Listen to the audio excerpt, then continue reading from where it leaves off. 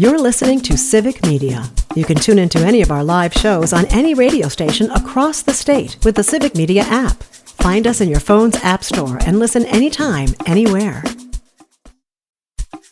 This is your WMDX Daily News Roundup for Mad Radio 92.7 FM and 1580 AM in Madison.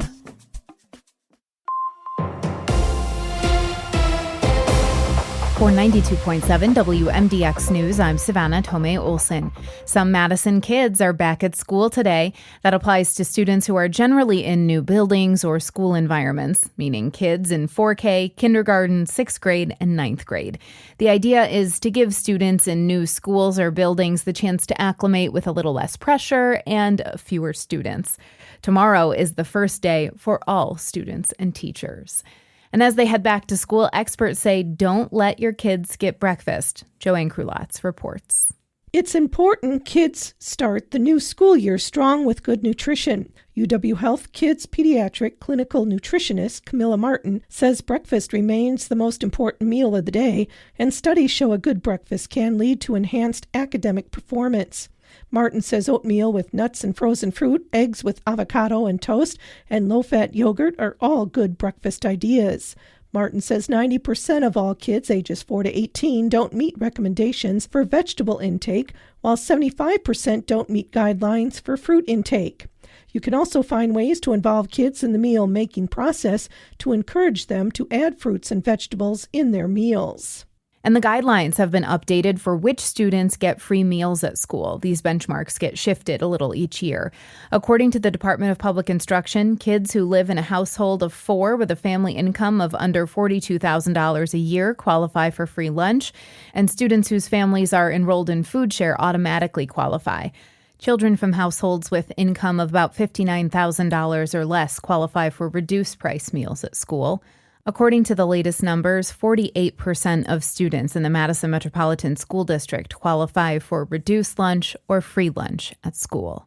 If you feel like spending time out in nature, the DNR is asking for your help tracking wildlife. Here's Shali Pittman. If you spot a deer or a game bird, help the DNR track it. Paul Frater is wildlife data analyst at the DNR. Data from both Operation Deer Watch and the Game Bird Survey are used to measure the reproductive capacity of this year's deer, turkey, ruffed grouse, and pheasant populations. The data helps scientists measure the fawn-to-doe ratio for deer and the poults-to-hens ratio for game birds. Those are used in decisions around wildlife management. Operation Deer Watch runs through September 30th. Frater says there's a reason the survey's happening now. Late summer is really an ideal time for counting both deer and game birds with their offspring because the young are still typically found really close to their mothers, but they are readily distinguishable from the adults. So, like I said, juveniles are still quite a bit smaller than adults. Fawn deer still have their spots, which makes it easy to tell them apart from the adults. These characteristics just help to provide a more accurate count of juveniles to adults. Both surveys ask you to record wildlife from dawn to dusk. The Game Bird Survey asks where and when you saw a ruffed grouse, a ring-necked peasant, a wild turkey, or a gray partridge, and whether they were alone or in a brood. Operation Deer Watch asks for all the deer you've seen, whether they're does, bucks, or fawns. It'll also ask you whether the fawns are alone or with their doe. Frater says, take your time with that last question. While it can be hard to tell if you're driving, it's a crucial question. State biologists started collecting this data at least 60 years ago to get a handle on wildlife populations. But the surveys have been open to the public for about the last 15 years. You can submit your data with your smartphone using the Survey 123 app. That's Shali Pittman. I'm Savannah Tomei Olson, 92.7 WMDX News.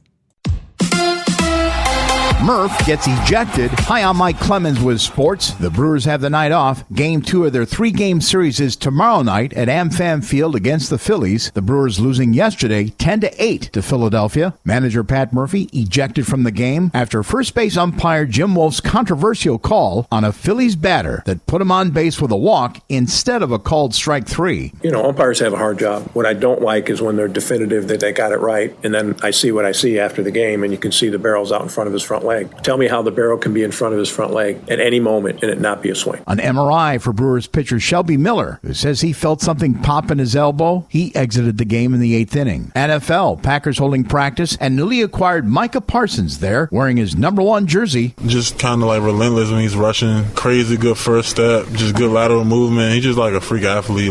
I feel like personally we could do a lot of stuff with him. That's Packers left tackle Rasheed Walker with Sports on Mike Clemens.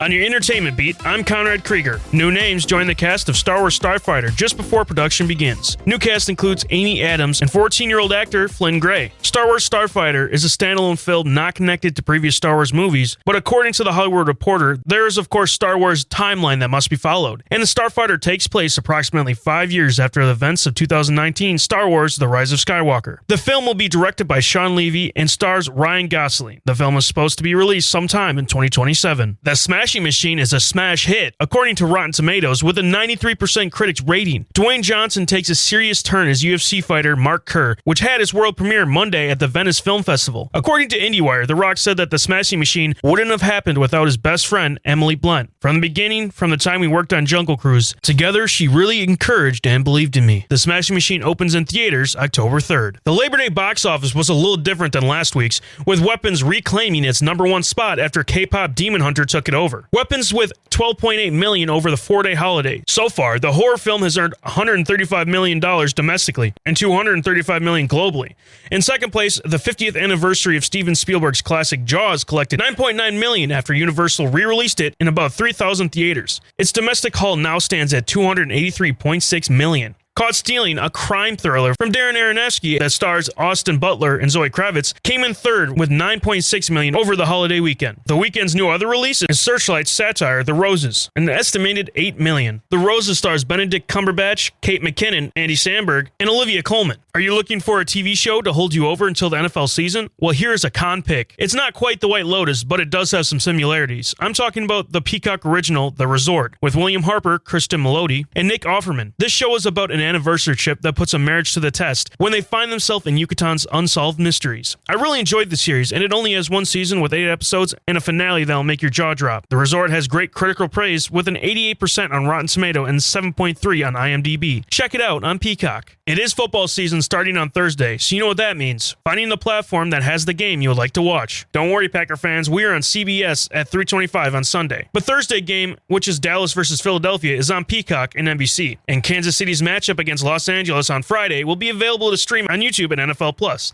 If you want to see where the rest of the games are, go to ESPN. For more showbiz fun, tune into Nightlight with Pete Schwaba, weeknights from 6 to 8 p.m. on the Civic Media Radio Network. It is going to be mostly sunny today with a high in the mid to upper 70s this afternoon. Tonight, chance of scattered thunderstorms late tonight. Our low 61 tomorrow, scattered thunderstorms, and it will be quite a bit cooler tomorrow with a high right around 68. I'm meteorologist Sean Cable. Temperature now 56.